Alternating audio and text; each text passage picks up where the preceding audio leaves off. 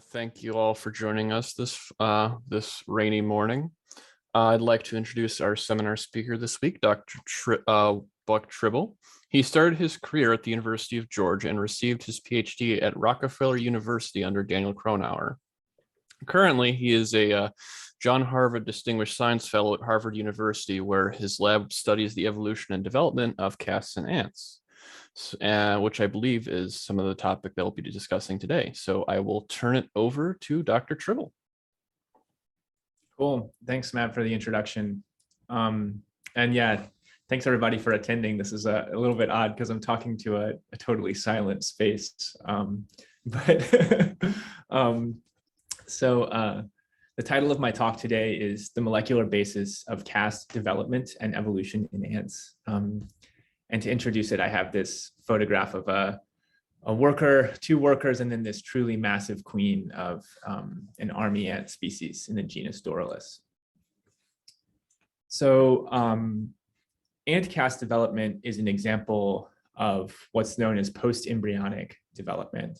So within developmental biology, there are a few major subdisciplines. For example, a lot of work has been done on embryogenesis, like the way that the body plan is laid down. And a lot of other work is done on organogenesis, like the way that one tissue will form or another tissue will form. Post-embryonic development is different. And really, post-embryonic development has an intimate link with the questions about developmental plasticity, because really this field is trying to understand essentially the attainment of sexual maturity. So how do individuals, after they're born or after they hatch, you have a juvenile stage that's focused heavily on growth. And then when do you exit that juvenile stage and enter a stage of sexual maturity? And this is often done in response to environmental stimuli, like the time of day and the time of year and your own nutrition and your hormone levels. So in order to leave the juvenile stage, all animals will have two fundamental conditions that they need to meet. So the first one is that they will meet a critical weight. So there's typically kind of like a species typical or genotype typical body size that is the target body size for adults. And so once a juvenile has attained a certain body size, then it can initiate the process of adolescence to start entering into the adult stage. And a second condition is proportional growth of the tissues. So in many species, there's a growing consensus that there are checkpoints or interactions between tissues, both with the growth of each other and with the growth of the organism as a whole, to ensure that that basically the mass that you have gets allocated into the right amounts or components of it go toward each of the individual parts of your body. So if you look at a population of adults, what you'll see is these two features are reflected. So you'll have like a distribution of body sizes that's reflective of the critical weight of those animals. And then you'll have this range of allometric scaling relationships where basically as a function of body mass or as a function of each other, we see these linear scaling where like smaller individuals will have smaller versions of a tissue and larger individuals will have larger versions of a tissue. Okay, so these features are going to be universally found in all animals. And what I would argue is that we still have some quite fundamental questions about how this post-embryonic development plays out. So we know a lot about like the overall program of growth, like manipulations that can make individuals larger or smaller, and similarly about the growth of individual organs. But I think a much harder problem is to understand the developmental plasticity. So the way that you can flexibly readjust the growth of an individual without killing it or without causing like a pathology. So for example, one question is how do individuals reprogram their target body size? So if we think about like a population of humans, if you have a human that's starved as a juvenile, they will actually lower their critical weight. So the body size at which they will enter adolescence becomes lower if you experience like famine or starvation as a child. And so then you will enter adolescence at a lower body mass, and then you'll become an adult of smaller stature. And conversely, if you give humans really high nutrition, then they'll actually increase their critical weight. And so they'll delay both the age and the mass at which they enter puberty and enter into the adult stage. And similarly with the tissues, so it's like, small-bodied humans have legs that are substantially shorter than large-bodied humans, but the size of their head is almost identical. And then the size of something like their liver is basically proportional to the variation in their body size. So even if we have a good understanding of how the leg grows or how the liver grows, I don't think we have a very good understanding of how you could flexibly readjust the tissue growth across this spectrum. And I'll argue that ants are actually a great place to study these problems because ants have these alternative castes that basically represent discrete and highly distinct outcomes of these mechanisms of developmental plasticity. So here I'm showing you a cartoon of a worker and a queen ant. And you could basically, if you had a population of these, what you would see is that there's a bimodal distribution of body size. And this bimodal distribution of body size is accompanied with populations that have very different rules of allometric scaling or tissue growth. So for example, this is kind of a cartoon case, but it could represent like a queen that has wings versus a worker that lacks wings. And then the last thing that I think makes ants a very useful model system for this problem is that they have a tremendous amount of diversity. The common ancestor of the ants had a worker and a winged queen as pictured on the left, but many ant species have evolved modified types of caste morphology. And I think that these changes in caste morphology will have a molecular basis, like there will be genetic elements in the genome that are somehow changing the rules of development to allow these animals to develop into these alternative morphologies. And this is really the heart of my research program. So I'm interested in identifying specific genetic elements and molecular mechanisms that allow, first of all, a larva to become a worker or a queen, and then secondly, that alter the program. So instead of making a worker and a queen, maybe you make a worker and a soldier and a queen, or maybe you make a worker and a wingless queen. So the title of the talk today is the title of my NIH grant, and it's relatively aspirational. So we don't have these molecular mechanisms yet, but all of the research I'm doing is really trying to lay the groundwork to identify them. So in the first part of the talk, I'm going to be discussing the evolution of soldier ants and alternative models for how castes may develop. And then in the second part, I'm going to be talking about the evolution of an enigmatic class of ants called the workerless social parasites. So part one is about the evolution of soldier ants. As a brief introduction, research over the past few decades has given rise to what's being called the standard model for caste development. And this standard model is really built off of the frequently replicated observation that you can manipulate hormones in developing ants. So you can take eggs or larvae, female larvae, and you can dose them with hormones. And this can redirect both body size and tissue growth. So you can basically get differences in caste development using hormone manipulations. So for example, a common schematic that you'll observe is this one here, where if you treat eggs with a hormone called juvenile hormone, you can cause a population that would normally develop into a worker to instead have some higher probability of developing into a queen. And if you treat larvae with this same hormone, you can cause larvae that would mostly develop into minor workers to instead develop into soldiers in species that possess soldiers. And these hormone treatments lead to a large array of differences. So this is just kind of a fingerprint or a small summary of these differences. For example, the workers and soldiers and queens may differ in their body mass, the size of their head, where the soldier has this exaggerated head that's much larger than that of the queen, and also the growth of their wings. So both the worker and the soldier are wingless, and the queen has wings. But interestingly, in many cases, you'll see that the soldier has partially formed wing vestiges or kind of like vestigial wings that are arising at a certain point in development, but then never actually proliferate into a full wing. These developmental differences are generally ascribed to arising as a consequence of these hormone manipulations. So the idea would be that if you dose an egg with juvenile hormone, you can induce queen development in that egg. And then the body size is responsive to that juvenile hormone dose. and so is the growth of the head and the growth of the wing.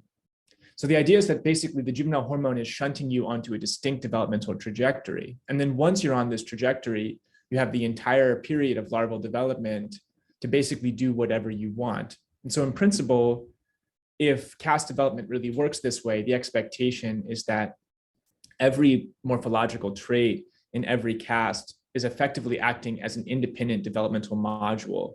Natural selection would have the ability to affect, for example, the body size of the queen by changing the responsiveness of body size to the juvenile hormone dose. But changes to the body size of the queen would not necessarily give rise to any changes to the body size of the worker or the soldier, because those are being determined by their own respective hormonal events at a different developmental stage. So this is kind of like a sort of a toy mathematical notation that depicts this.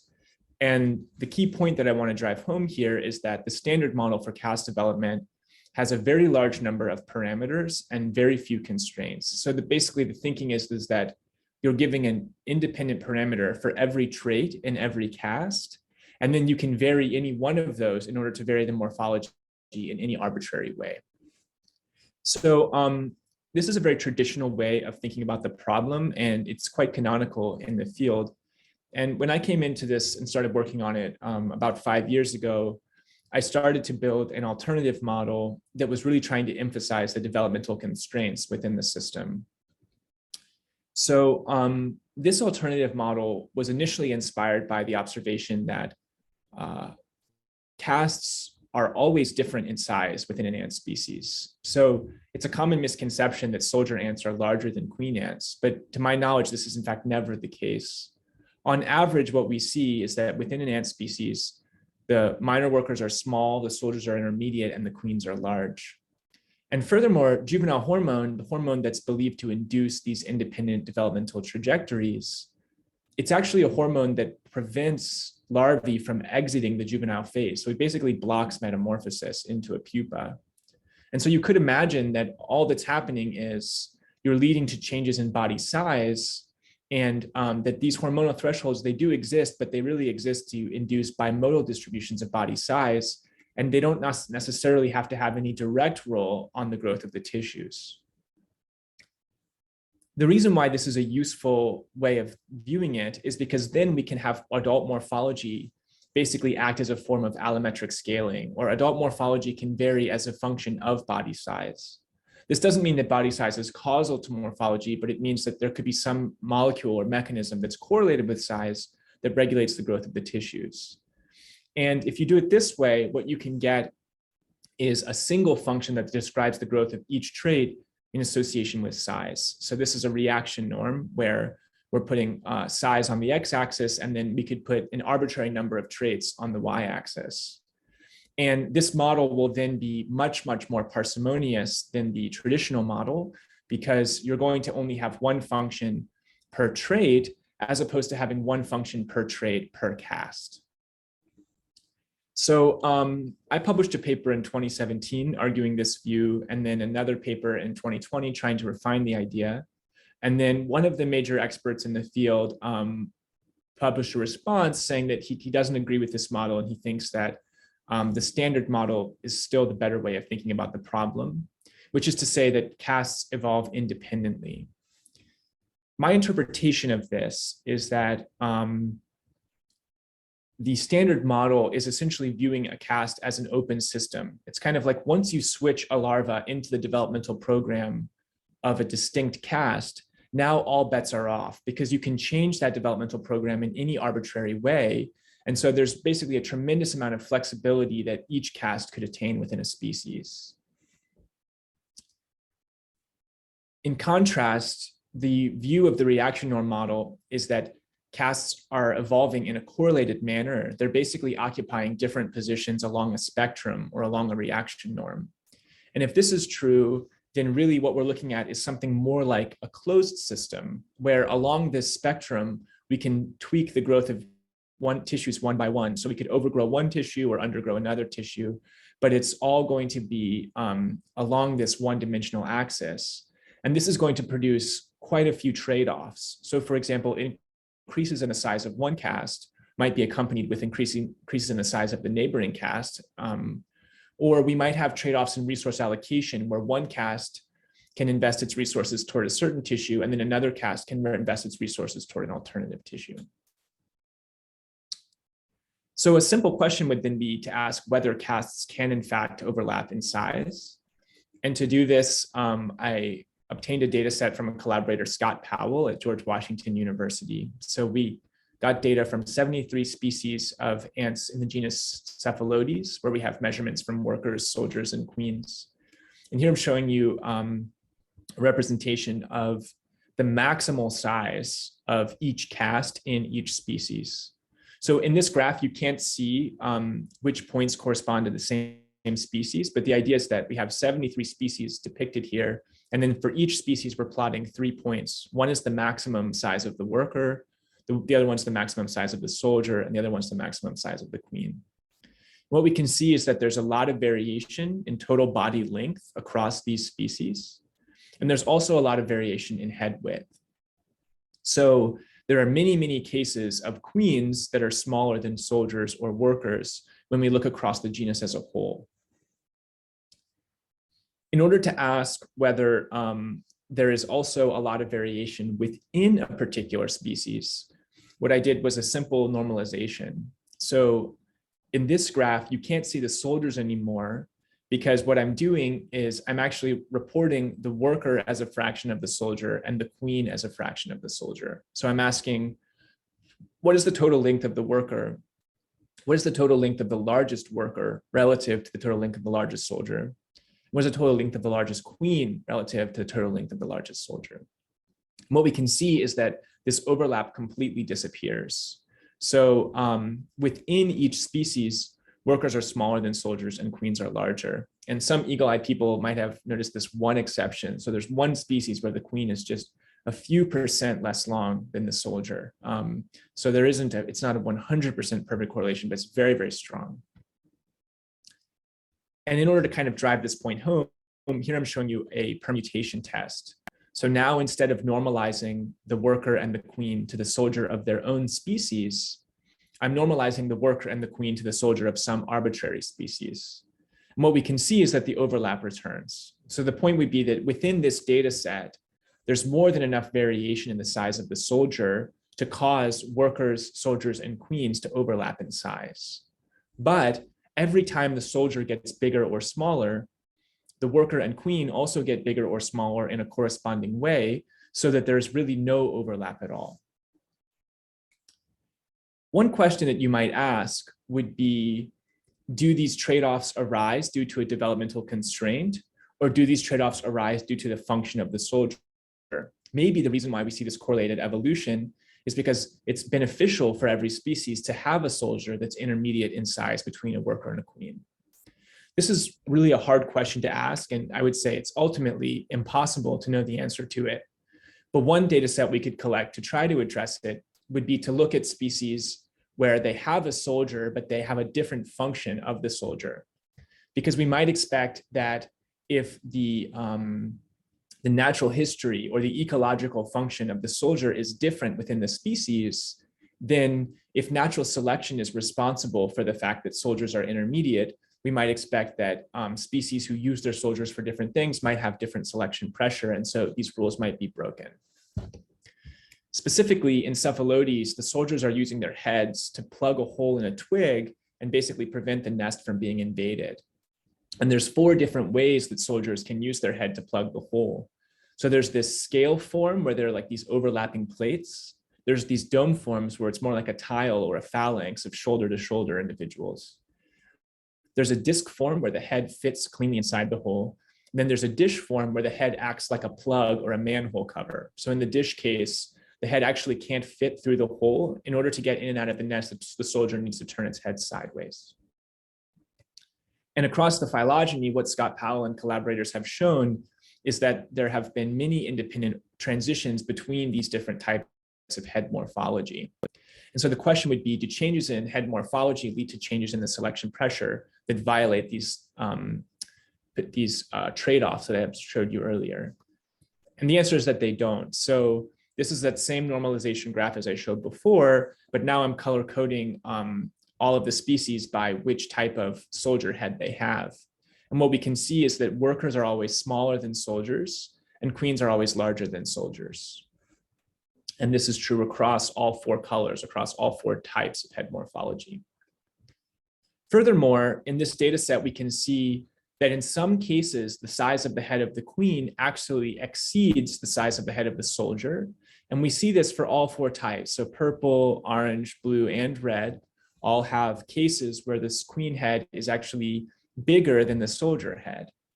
And again, if you think about this in terms of natural selection, the point would be to say that we would think that it's beneficial for the soldier head to be bigger than the queen head because the soldier is performing this function as a living door.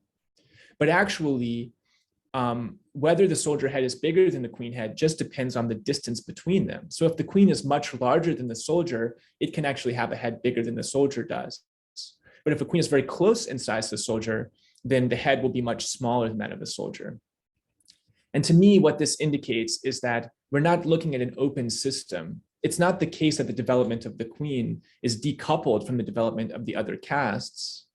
Instead, what's happening is, I think that it's more like we have a spectrum of development. And if we induce the queen at a size that's very similar to a soldier, then when we turn on the wings and these costly tissues, we might need a reduction in the size of the head. So the conclusion that I would draw from this is that the phenotypes of soldiers are not independent of workers and queens. They're correlated. There are developmental trade-offs. And queens are thought of as having heads smaller than soldiers, but this is not universally true. I think that this means that we're not looking at a system in which you can have arbitrary evolution across all of the castes. There are constraints on this system. And in particular, for the growth of the head, what I'm currently pursuing is using some mathematical model to test whether a constraint in resource allocation can produce this. So the idea is that this is a simple coupled ordinary differential equation framework. And in this framework, we can model the growth of the wing and the head in a closed nutrient pool. So we can ask, given a fixed amount of nutrients, how much of those nutrients get allocated to the wing and how much of those nutrients get allocated to the head, according to differences in the initial size and the growth constants of those tissues. And using this model, what I've found is that I can produce something that looks very much like the castes of a species that has soldier ants. So if we have a threshold size at which the wing turns on, and then we have certain combinations of initial sizes and growth constants, we can get this kind of sigmoidal growth of the head, where this is like a worker head, then we have a higher slope here for a soldier head, and then we have a smaller head here in the queen.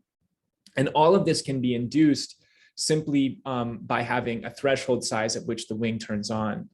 So it's possible to produce the distinct phenotypes of a worker, a soldier, and a queen without having an independent developmental program for the soldier. This doesn't mean that soldiers don't have an independent developmental program, but it means that the mere fact that their head is larger than these other castes is not sufficient to argue that they must have one. It could be that there is no independent developmental program, that there's simply a spectrum of variation in body size, and then the way that tissues are responding to this can produce the outcomes that we observe. So with that, I'll move to the second part of the talk, which is about the evolution of workerless social parasites. Here I'm showing you a free living example of something that has evolved many, many times throughout the ants. So on the left, we have a typical ant, a free living species of harvester ant with a worker and a queen. And then on the right, we have a parasitic ant species that actually lives inside the colony of this free living species. So these parasites are all queen species of ants. And it turns out that when an ant species evolves to have only queens, it's universally parasitic. So there are no examples of ant colonies where all of the individuals are queens and they can complete their whole life cycle, nor are there any instances of reversions to a solitary lifestyle. Instead, when an ant species loses the worker caste, what it always does is it has queens that will then exploit the worker caste of a related species in order to survive.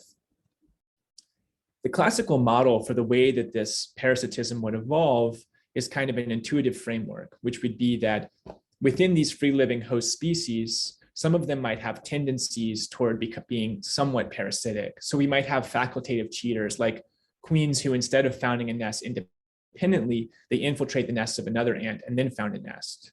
And the idea is that these facultative cheaters could become kind of increasingly reliant or addicted to the resources that they're usurping from their host. And in a gradual process, they could become more and more parasitic, culminating in the point where they're obligate parasites, where they only can ever survive by infiltrating the nest of a host. And once such a facultative cheater has become an obligate parasite, now it would no longer require a worker caste because it's always going to have a worker caste to rely on of its host species. And so the evolutionary loss of the worker caste has been thought of as the endpoint of a gradual and very long-term selective process for parasitism. However, this intuitive model has some pretty serious theoretical and empirical problems with it. So the first problem is that this model predicts that you would have free living species that evolve into facultative parasites and then evolve into obligate parasites. And therefore, if we had a molecular phylogeny, we would expect that many of these workerless social parasite species would have as their closest relative a facultatively parasitic ant. But this is basically never observed. So there's a few limited examples of this, but I think it's easy to argue that those examples are special cases for various reasons. In general, the closest relative of a workerless social parasite is always a free living ant, not a facultatively parasitic intermediate. The problem with having the closest relative of the workerless parasite being a free living ant is that you then have to ask, how can this parasite actually acquire genetic variation that allows it to diverge and to obtain this highly distinctive parasitic lifestyle? Because if it's evolving to exploit free living ants that are its own close relatives, there's a strong potential for hybridization or interbreeding. And so there's a major controversy in the field about how these parasites become reproductively isolated. So essentially, the evolution of workerless social parasites has been considered very difficult to explain in terms of the theory of how would a free living species have these variants that start to exploit basically nests of their own species or very close relatives, and then gradually become more and more parasitic without interbreeding, diluting that adaptation, and basically preventing it from happening. And a paper was published a few years ago that argued that these problems could be resolved if a single genetic locus regulates the phenotype. So in many cases, in ants and now many animals, it's been found that there are supergenes or Mendelian genetic loci that confer many phenotypes at once to give you basically two alternative behaviors within a species. You could almost think of a sex chromosome as a supergene, and you could also think of things like social chromosomes that regulate whether fire ants will form colonies with one queen in them or hundreds of queens. The idea would be that if a supergene or a social chromosome regulates parasitism, then you could have a single locus that confers these parasitic phenotypes that arises and adapts within a population. And this would not require any facultative intermediate step, nor would it require reproductive isolation between the nascent parasite and its host. My model system for studying this problem is this ant species pictured here called the clonal raider ant. So I'm going to gloss over this quite quickly, but I'll just say that this is a nice genetic model organism for working in the lab. This is a parthenogenetic organism that has evolutionarily the queen caste, but it has a quick generation time. And because of this, we've been able to develop many new experimental methods. So in this species, we've got CRISPR protocols, we've got protocols to make transgenic lines. And what I'm going to be showing you today is the first spontaneous mutant or the first classical mutant that just arose in the lab. And then we were able to characterize its phenotype and map it. With respect to caste morphology, the clonal raider ant has a fairly simple system.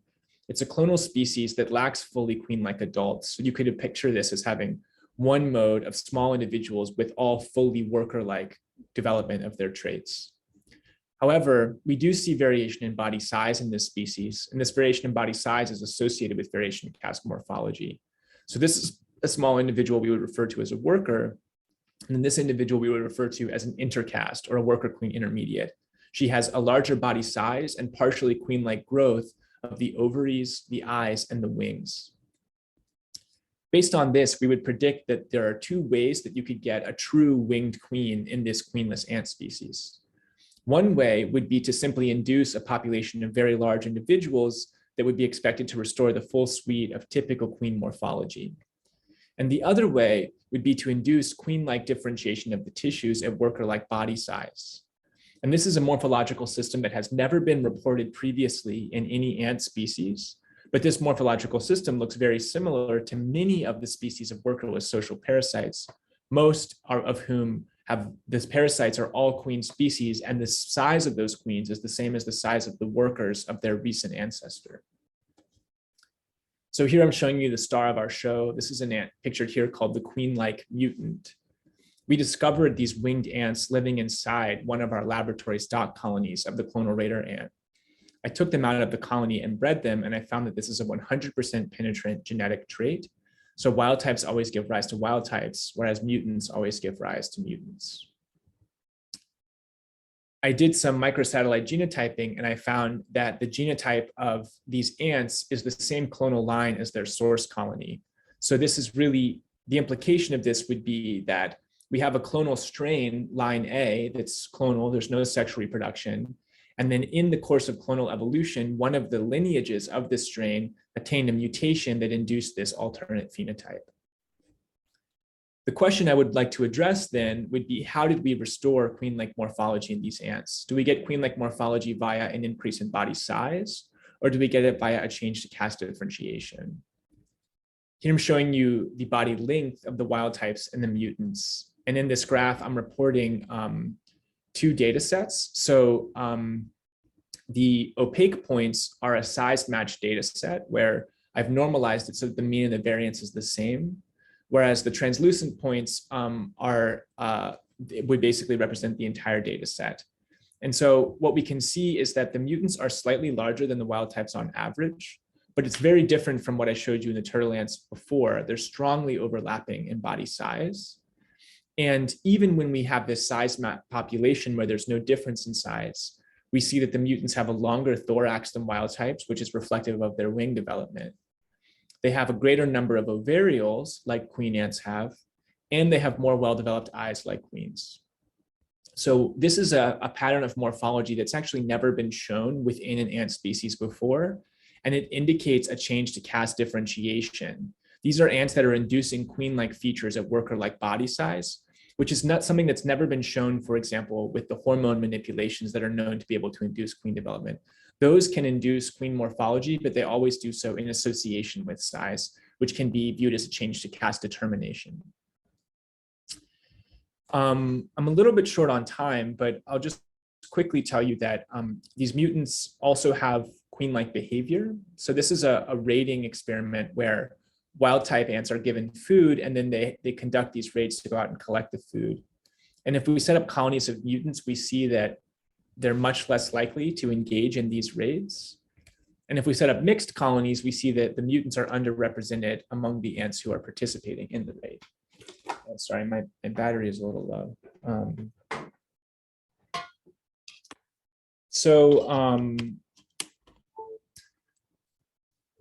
Finally, I want to show you that the mutants also show an alteration in their fitness. So I showed you earlier that there's an increase in the number of ovarials in these mutants, and this is associated with an increase in egg laying rate. So the mutants lay eggs at about twice the rate of wild type ants. But interestingly, they also have a number of negative fitness effects. Specifically, I found that when I was growing these mutants in the lab, many of them would die during the process of molting, probably because they have these bulky wings and it's difficult to molt out of them.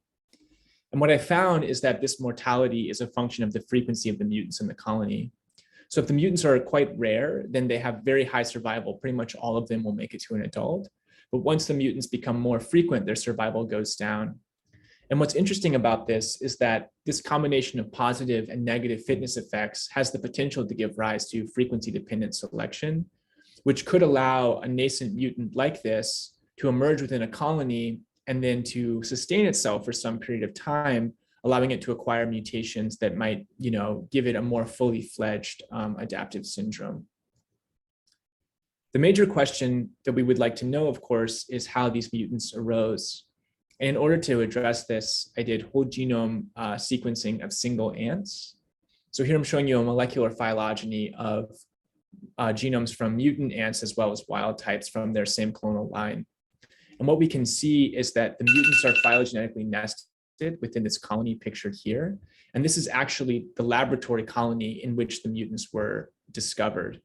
So the idea would be that inside this colony, there's a certain diversity of clonal strains. And then from one of those strains, we had a mutation that produces this novel phenotype. Interestingly, if you look at this blue branch of the phylogeny here, which is the sites that are distinctive of the mutants, what we see is that most of the sites on this branch map to a single chromosome, chromosome number 13. So more than 99% of the sites that are distinct to the mutants map to this chromosome. And we don't see clear candidates on other chromosomes. Interestingly, looking into this further became very difficult because this chromosome is a bit of a problematic one in the genome. So it had the most fragmented assembly of its chromosomal scaffold. And it turns out that this is because the affected chromosome is actually has multiple signatures of a Y-like chromosome.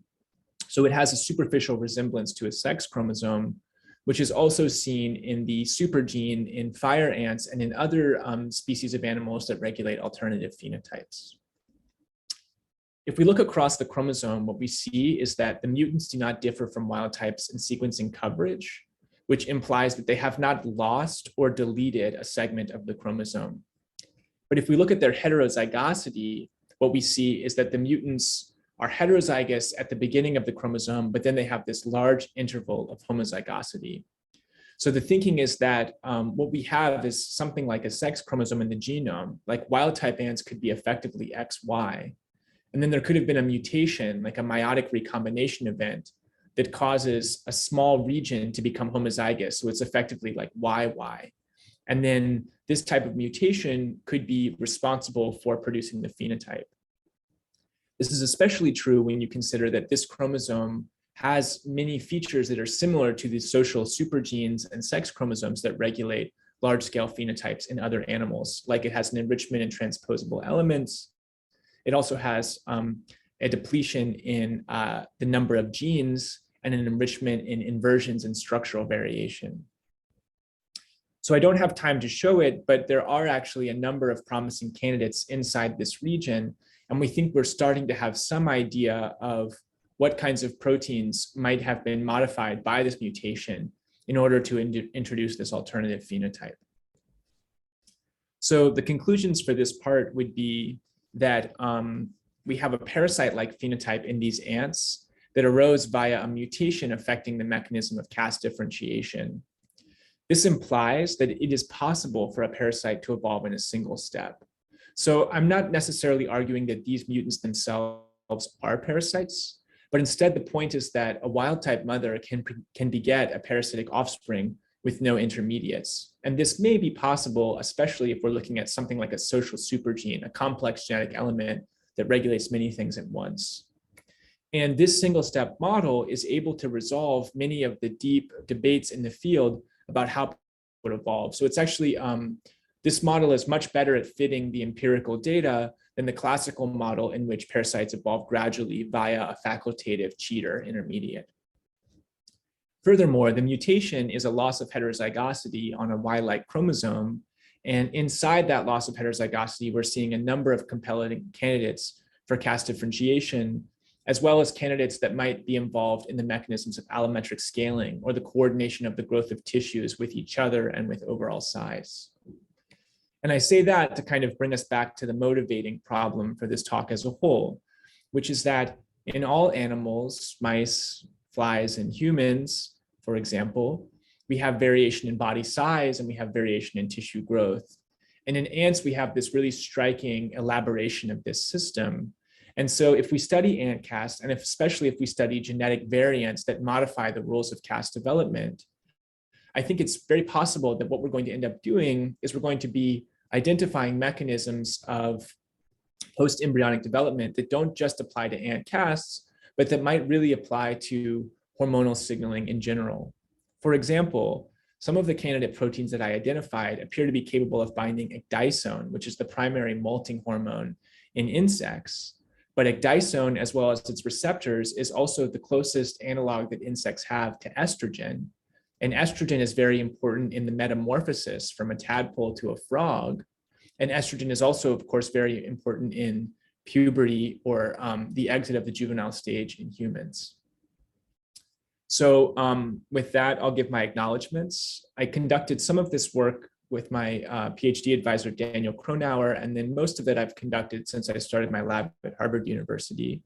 And the first two people to join the lab that I would love to thank are Sam Arsenault and Geraldine Bonvenu, and then my funding organization. So I originally had a fellowship from Harvard University, and then this was complemented with an NIH grant that's supporting this work. So thanks very much, and I would now be happy to answer any questions. All right. Thank you very much for that talk, Dr. Trible. Please put your questions in the Q&A section if you have any. Don't hesitate to ask. There's nothing in there yet, but I thought the clonal radar ant section was really, really cool. We have one from Dr. Harper. You said frequency-dependent selection when discussing your mutant queen-like phenotype, which got me excited. Are you currently or considering modeling the circumstances that favor mutants and or leading to frequency-dependent selection? Yeah, that's a good question. So I think that would be worth doing. So I think it's definitely true that what's cool about these mutants is that they don't just generically have an increase in egg laying rate, because there are no colonies of ants on planet Earth that are composed entirely of a phenotype like this, right? So ants with this phenotype, the only place that they've ever been described is as parasites that live inside the colonies of other ants, right? Which doesn't mean that these ants are viable, but what it does mean is that if they are going to be viable, the only way they could do so would be as a parasite. And for them to survive as a parasite is a little paradoxical because they're queen-like and they have an increase in ovarial number. And so your naive expectation might be that they would just immediately overtake the colony. And then once they overtake the colony, they would presumably drive themselves extinct because, as I said, nothing like this can survive independently. So I think what's cool about this is we see that there's this kind of self-limiting potential where once they get to a high enough frequency, they might not be able to go any higher because they start to experience this excessive mortality. But I think it's also very possible under many conditions that they would simply go extinct right away. So their ability to persist or not is definitely going to depend on many of the details of the system, like the organism within which this type of mutant arises. And I think, yeah, you could definitely look into what those dynamics might look like.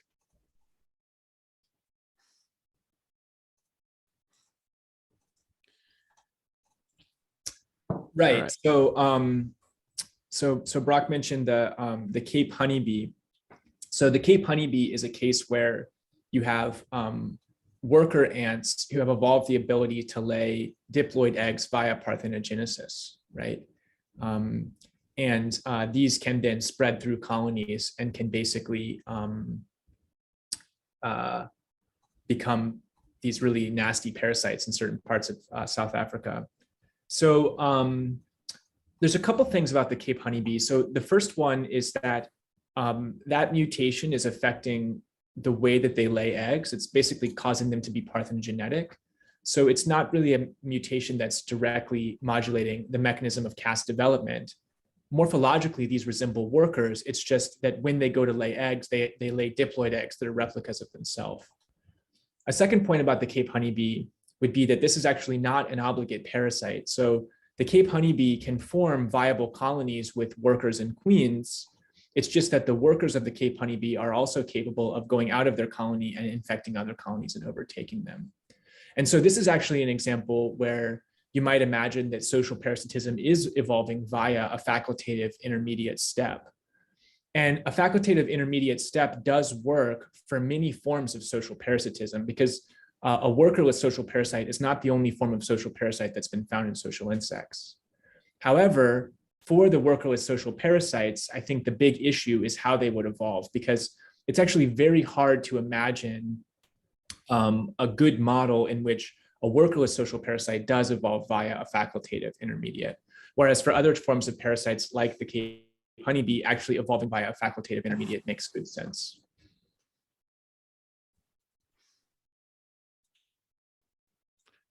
I had a question. I was actually really, like I said, I was really interested in the queen-like mutants in the clonal radiant.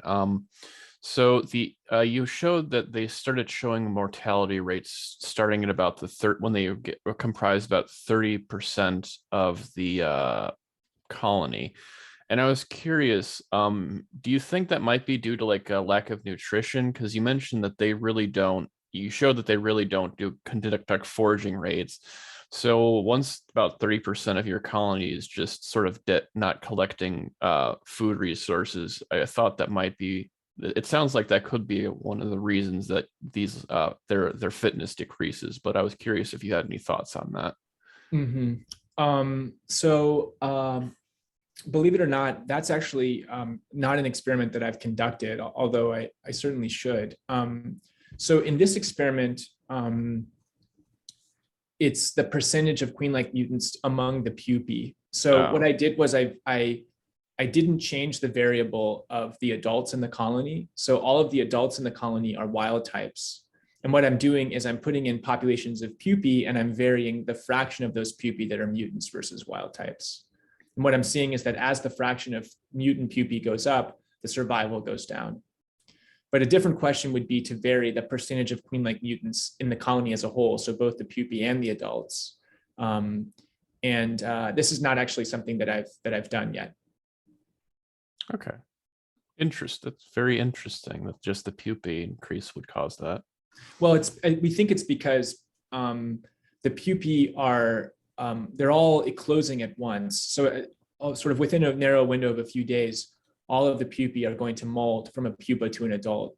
And we can really easily see in the lab that the molting of these queen-like mutants, it takes probably 10 times as long as the molting of a wild type. And it really requires one or sometimes multiple adults to help these pupae pull the pupal skin off of them. Anecdotally, I have found that they're capable of molting in colonies of pure queen-like mutants. So it's not the case that the queen-like mutant adults don't help them. I think it's more just the case that the queen-like mutant pupae really require a lot of time and attention to survive this molting process. And this is something that they get if they're rare in the colony, but if they're too common, then there's just not enough help to go around. And so some of them die halfway through. And I'll say that this has actually been observed in other ants as well. So in many ants, there's an association between where queens require worker help to molt, but workers do not require this help in order to molt. All right, thank you.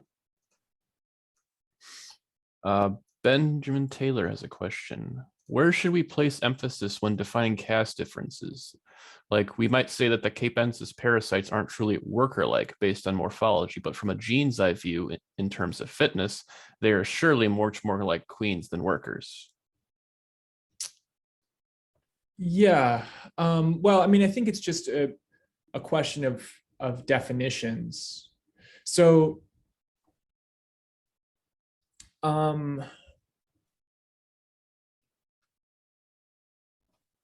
in terms of the evolutionary implications, I think the really important point here is that the morphology of capensis is of a worker, and there are many parthenogenetic ant species whose colonies are composed entirely of workers. So when a species evolves to evolutionarily lose the queen caste, when you get an all-worker species, this does not necessarily give rise to parasitism, because there are all-worker species that are non-parasitic, including the clonal raider ant. And this is true of the Cape honeybee. The Cape honeybee is capable of living as solitary without being a parasite, right? It's capable of living as a free living organism. But it's also, of course, it's the case that sort of from this gene's eye view, there's like selfish behavior here. There are asymmetries where if workers can reproduce, they can have genes that spread to the benefit of that gene, but not necessarily to the benefit of the colony as a whole. And in that sense, these capensis parasites have been considered like a social cancer, where it's sort of like a cell that should be a somatic cell that is instead having a hyper-reproductive phenotype that is harmful to the organism as a whole. And I think that that social cancer framework is legitimate. And if you think about it that way, that would also apply to these queen-like mutants, because these queen-like mutants are also a case of a larva that would develop into a worker that is instead developing into a queen. And especially in an ant species that has non-reproductive workers, like a typical free-living species with a worker and a queen, such a mutant would basically be the same thing. It would be like a somatic individual who is now being hyper-reproductive.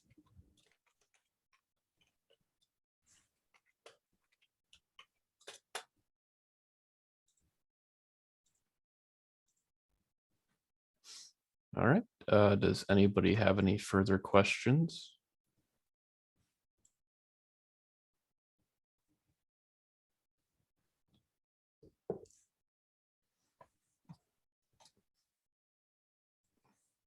Well, if you guys, if we have some time left over, I can show you some of the things that we're finding inside this region. Would that be okay? Yeah, I think so. How are we on time, Eric? I mean, we usually go until about 11:45, so maybe. Okay, so yeah, about 5 minutes. Okay, it might even take less than that. So I told you that we have this, in the queen-like mutant, we have this loss of heterozygosity along this chromosome. And this is not associated with a difference in coverage. So it's not a deletion, but it's more like a meiotic recombination event. It turns out that inside that region, what we see is this kind of striking array of enzymes in the family, the cytochrome P450 family. So these enzymes are not really well studied, but there's a growing literature showing that they actually are likely to play pretty major roles in hormone synthesis and insect metamorphosis. So there's a core number of enzymes called the Halloween genes that have been described since the last maybe 50 years that are known to be essential for the synthesis of juvenile hormone and ecdysone, the two key insect metamorphosis hormones. But then it turns out that in fruit flies, beyond those Halloween genes, there's a number of other cytochrome P450 proteins that are being expressed at very high levels in the hormone synthesis glands exclusively. And it's not really clear what they're doing, but when you knock them down, many of them have phenotypes in metamorphosis, especially deficiencies in their ability to produce ecdysone, which is the malting hormone. And the cytochromes that we identified here, it turns out that in terms of their sequence, these are predicted of being capable of binding ecdysone. And so the thinking is that what we might be looking at is some kind of complex combinatorial language or some kind of complex regulation involving these enzymes, not just one of them, but many of them that could be sort of dynamically affecting maybe the hormone synthesis or the half-life or maybe the trafficking of the hormone, and that this could be the reason why this mutation led to a phenotype in terms of Caste development. Further evidence for this comes from the fact that we see the difference in gene expression between the wild types. This is the differential expression between wild types and mutants. And we see that this difference arises at the beginning of the final larval instar, which is the time when we start to get the proliferation of the tissues. So this is the time when the ant is really starting to undergo a worker-like versus queen-like tissue growth. And at this time, we see the gene expression transcriptome-wide diverge. But we also, that's the first time that we start to see differences in these cytochrome P450 enzymes. So something like half of these enzymes are being differentially expressed at this time point, but not before. And if you think about it, the fact that they're inside the mutation and they're also differentially expressed, the implication is that what we could be looking at here is some kind of cis-regulatory mutation that affects the gene regulation. And in confirmation of that view, what we see is that the differential expression of the cytochromes is usually allele specific. So we have a difference between wild type and a mutant. And then within the wild type, we usually have a difference between the two copies that is concordant. And furthermore, when we look at the structure of this array, we see that the two haplotypes of this chromosome have some pretty striking differences. So there's differences in the number of proteins between the two versions of the chromosome. There's also differences in like 10 kb sequences upstream and downstream. And there's many differences in the amino acid sequences of the proteins throughout the array. So we're building this pretty strong circumstantial case that this array of proteins is somehow involved in this mechanism of Caste differentiation, or maybe even more broadly in the formation of parasitic behavior. But we don't have a causal experiment to confirm this yet. And so this is really very, very preliminary at the moment.